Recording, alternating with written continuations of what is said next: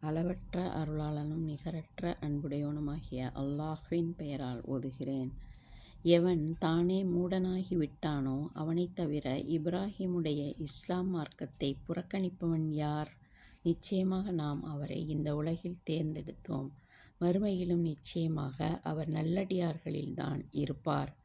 இப்ராஹீமை நோக்கி அவருடைய இறைவன், நீ எனக்கு பணிந்து வழிபடு எனக் கூறிய சமயத்தில் அவர் எவ்வித தயக்கமுமின்றி அகிலத்தாரின் இறைவனுக்கு இதோ நான் பணிந்து வழிபட்டேன் எனக் கூறினார்.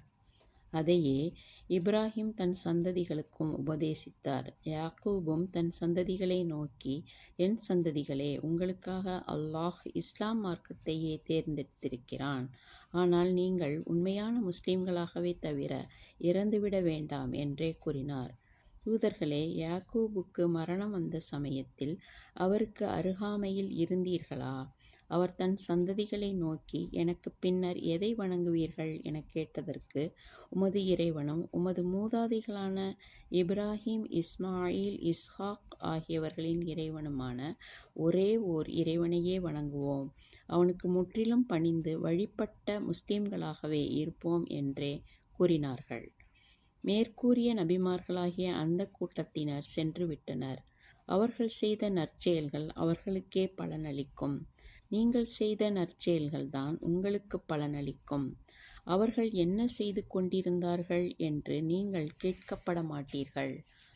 நம்பிக்கையாளர்களை நோக்கி, நீங்கள் யூதர்களாக அல்லது கிறிஸ்தவர்களாக ஆகிவிடுங்கள், நேரான வழியை அடைந்து விடுவீர்கள் என அவர்கள் கூறுகிறார்கள். அதற்கு இல்லை, நேரான வழியைச் சார்ந்த இப்ராஹீமின் மார்க்கத்தையே பின்பற்றுவோம்.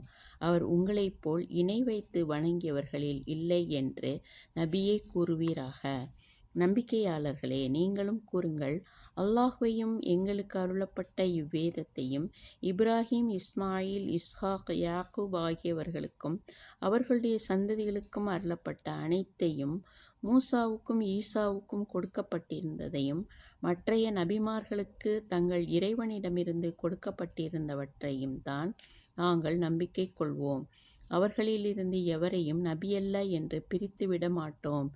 மேலும் அவனுக்கே நாங்கள் முற்றிலும் பணிந்து வழிபடுவோம்.